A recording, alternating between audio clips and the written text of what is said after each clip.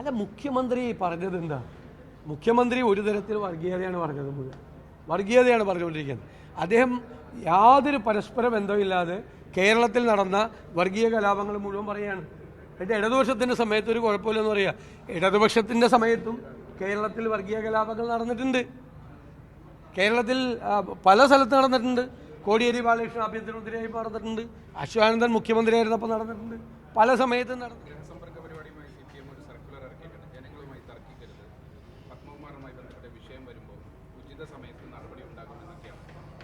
അതൊക്കെ ജനങ്ങൾ ചോദ്യം ചോദിക്കുമെന്നും പാർട്ടിക്കാർ വീട്ടിലേക്ക് ചെല്ലുമ്പോൾ തടുത്തു നിർത്തുമെന്നും അറിയാൻ നന്നായിട്ട്. അതായിക്കോട്ടെ, പാർട്ടിക്കാർ പോയിക്കോട്ടെ. വേറൊരു പണിയായിട്ട് ഇറങ്ങിയിട്ടുണ്ട്. കോടിക്കണക്കിന് രൂപ മുടക്കി കേരളം മുഴുവൻ ഹോർഡിങ്സ് വെച്ചിരിക്കുക. എന്നിട്ട് വോളണ്ടിയർമാർ ഈ ചെല്ലുവാണ്, വീടുകളിലേക്ക് ചെല്ലുകയാണ്. അതിൽ CPM-ൻ്റെ ഒരു സർക്കുലറുണ്ട്.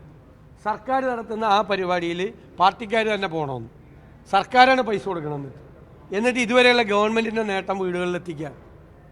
മനസ്സിലായി? സർക്കാർ ചിലവിൽ ഞാനും നിങ്ങളും കൊടുക്കുന്ന നികുതി പണം ഉപയോഗിച്ചുകൊണ്ട് തെരഞ്ഞെടുപ്പ് പ്രവർത്തനം നടത്തുക. അതിൽ നിന്ന് സർക്കാർ പിന്മാറണം. ഇല്ലെങ്കിൽ ഞങ്ങൾ നിയമപരമായി എന്നെ നേരിടും.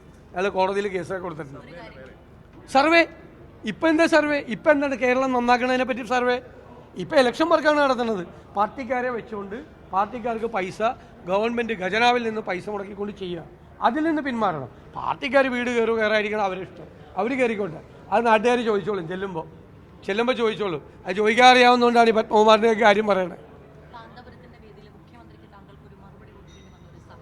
അല്ല, മുഖ്യമന്ത്രി പറഞ്ഞത് എന്താ? മുഖ്യമന്ത്രി ഒരു തരത്തിൽ വർഗീയതയാണ് പറഞ്ഞത്, മുഴുവൻ വർഗീയതയാണ് പറഞ്ഞുകൊണ്ടിരിക്കുന്നത്. അദ്ദേഹം യാതൊരു പരസ്പര ബന്ധമില്ലാതെ കേരളത്തിൽ നടന്ന വർഗീയ കലാപങ്ങൾ മുഴുവൻ പറയുകയാണ്. എന്നിട്ട് ഇടതുപക്ഷത്തിൻ്റെ സമയത്ത് ഒരു കുഴപ്പമില്ലെന്ന് പറയുക. ഇടതുപക്ഷത്തിൻ്റെ സമയത്തും കേരളത്തിൽ വർഗീയ കലാപങ്ങൾ നടന്നിട്ടുണ്ട്. കേരളത്തിൽ പല സ്ഥലത്ത് നടന്നിട്ടുണ്ട്.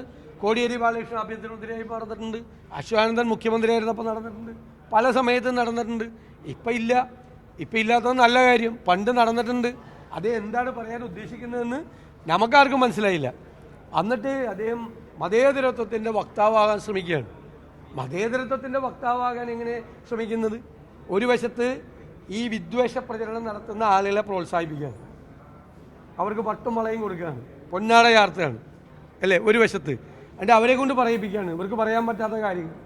അപ്പോൾ സംഘപരിവാറിൻ്റെ അതേ പാതയിലാണ് കേരളത്തിലെ CPM. ജാതിമത ശക്തികൾ തമ്മിലുള്ള സംഘർഷം ഉണ്ടാക്കി അവരെ തമ്മിലടിപ്പിച്ച് അതിൽ നിന്ന് രാഷ്ട്രീയ മുതലെടുപ്പ് നടത്തിയാണ് സംഘപരിവാർ രീതി. അതേ രീതി തന്നെയാണ് മുഖ്യമന്ത്രിയും മുഖ്യമന്ത്രിയുടെ പാർട്ടി അവലംബിക്കുന്നത്. എന്നിട്ട് മതേതരത്വത്തെക്കുറിച്ച് വാദോരാതെ പ്രസംഗിച്ച മറുപടി പറയണ്ടേ?